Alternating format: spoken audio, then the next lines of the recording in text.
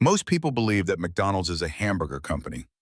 But what if I told you it's actually one of the largest real estate empires in the world? In fact, McDonald's could stop selling burgers tomorrow and still remain a billion-dollar business. This is the real story of how McDonald's became rich, not by selling food, but by owning the ground beneath almost every restaurant you've ever eaten at. In the 1950s, two brothers, Richard and Morris McDonald, ran a small burger stand in California. They were not thinking about creating a global empire. They just wanted a simple restaurant with quick service, lower prices, and consistent quality. Their system was so efficient that customers lined up outside every day. One day, a struggling salesman named Ray Kroc discovered their restaurant, and what he saw wasn't just a burger stand, it was a blueprint for something much bigger. Kroc convinced the brothers to let him franchise their idea. But there was one massive problem. The franchisees weren't very loyal. Some followed the rules, others didn't. And the quality of McDonald's food became unpredictable. Kroc needed control, not over the burgers, but over the restaurants themselves. And that's when he had the idea that would change McDonald's forever. In 1956, Ray Kroc launched a new company called the McDonald's Franchise Realty Corporation. Its mission wasn't to sell burgers, its mission was to buy land. Here's how it worked. When a new franchise owner wanted to open a McDonald's, they didn't choose the land. McDonald's did. The corporation purchased the property first. Then it leased the land and the building to the franchisee, usually at a higher price than the market rate. This meant two things. First, McDonald's made a profit every single month from rent, no matter how well the restaurant performed. Second, McDonald's gained complete control. If a franchisee didn't follow the rules, McDonald's could simply remove them because the company owned the land. This real estate strategy was so powerful that Ray Kroc once famously said, "I'm not in the hamburger business. I'm in the real estate business." By the 1970s, McDonald's had grown far beyond a fast food chain. It had become a land empire. The company built restaurants not just where people lived, but where people would live in the future. Highways, shopping centers, suburbs. McDonald's aggressively bought land in every promising area. Often the land they purchased ended up becoming far more valuable than the restaurant itself. And because franchisees paid rent based on sales, McDonald's income increased automatically as each location became more successful.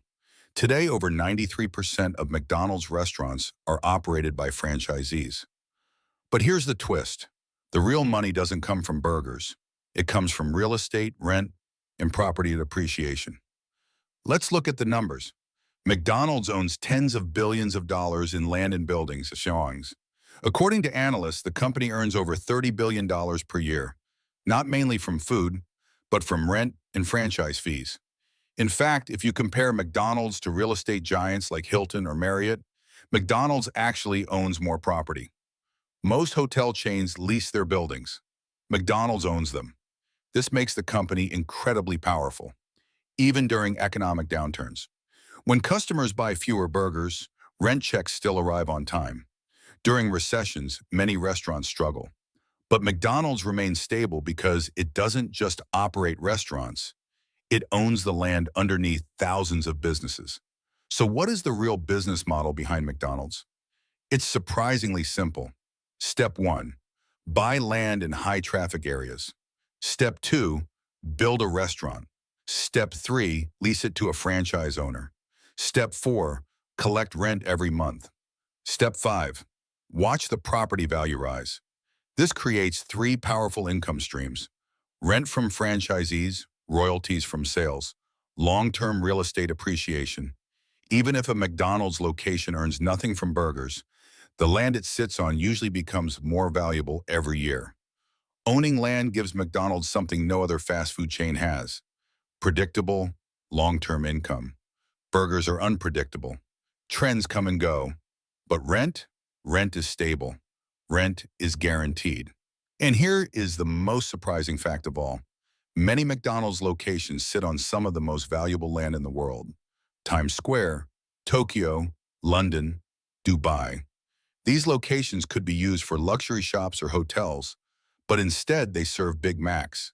Because the real money isn't in selling food, it's in owning priceless land. McDonald's real estate strategy became so successful that other companies copied it. Starbucks, Burger King, Chick-fil-A, Domino's today. Many global franchises use the same model: own the land, control the business, and collect rent forever. So the next time you walk into McDonald's, remember this. You're not just stepping into a fast food restaurant. You're stepping onto a tiny piece of one of the most powerful real estate empires in history. McDonald's became rich not because it makes the world's best burger, but because it mastered the world's most profitable business: owning land.